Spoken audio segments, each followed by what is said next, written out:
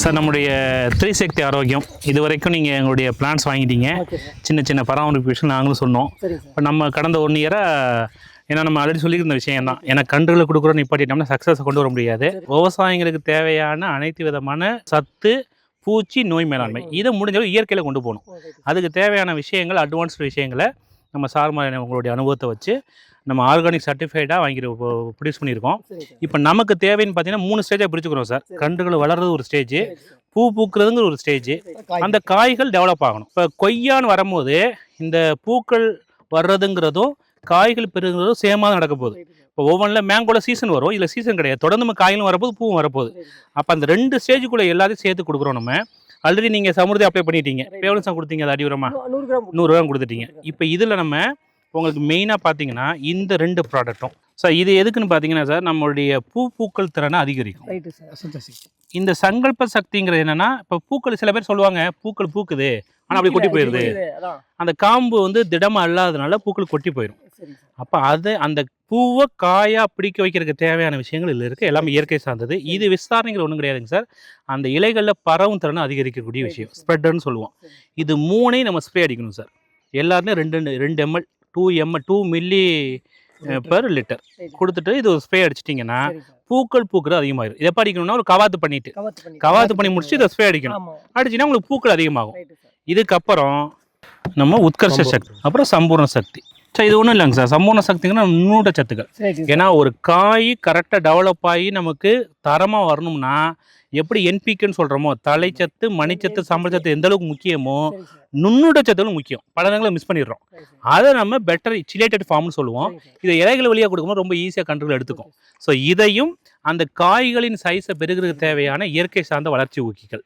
இதை நீங்கள் எப்போ அடிக்கலாம் அப்படின்னா, இப்போ அந்த காம்பினேஷன் அடித்து பூக்களை வந்துடுது இல்லையா, அதுக்கப்புறம் ஒரு 15 டேஸ் 15 நாள் கேப்பில் நீங்கள் அடிக்கலாம். அதையும் நீங்கள் மாற்றி கொய்யா அடிக்க முடியும். இதன் மூலம் தொடர்ந்தும் பூக்கள் அதிகமாக வந்துகிட்டு இருக்கும். பூக்கள் காய்களை பிடித்து நமக்கு நல்ல சைஸு டெவலப் ஆகும். அதே மாதிரி நம்ம கொடுக்கக்கூடிய சமுர்த்தி சக்தி இருக்கு இல்லையா, அது உங்களுக்கு சைஸ் இம்ப்ரூவ் பண்ணுற மட்டும் கிடையாது, டேஸ்ட்டை இம்ப்ரூவ் பண்ணும், கலரை இம்ப்ரூவ் பண்ணும். இதுதான் காம்பினேஷன். ரொம்ப சிம்பிள் தான். மாதத்தில் இது ஒரு ஸ்ப்ரே அடிக்க போகிறீங்க, அது ஒரு ஸ்ப்ரே அடிக்க போகிறீங்க. அடிக்கிறவங்க ஒரு கப் போட்டுட்டே 3 வருஷம் தேவையில்லை.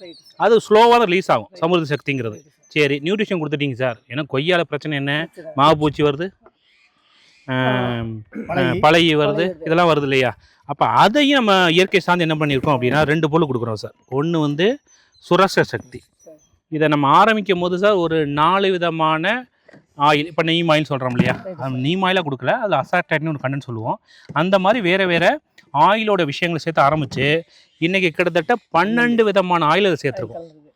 இது எக்ஸலண்டாக வேலை செய்யுது, இயற்கை சார்ந்து வேலை செய்யுது. மாவு பூச்சியில் ஆரம்பித்து, சாறு உறிஞ்சி பூச்சியில், ஈவன் புழுவில் ஆரம்பித்து எல்லாத்துக்கும் வேலை செய்யுதுங்க சார். சரி சார், காய் இருக்கே, இது அடிக்கிறனால எதுவும் கசப்புத்தன்மை வருமானா அதுவும் கிடையாது. நாங்கள் அது எல்லாமே ப்ராப்பராக டெஸ்ட் பண்ணி வெரிஃபை பண்ணிட்டோம். நீங்கள் தாராளமாக காய்கள் இருக்குமோ அடிக்கலாம், பூ இருக்குமோ அடிக்கலாம். இதே நீங்கள் ஒரு 15 நாளைக்கு அடிங்க. இப்போ இது வரைக்கும் நோய் வரல, ஆனால் நமக்கு கொய்யாவை பொறுத்த வரைக்கும் சில நோய்களும் வரும். அப்போ அதுக்கு நம்ம என்ன பண்ணுறோம் அப்படின்னா நம்முடைய ரோகமுக்த சக்திங்க.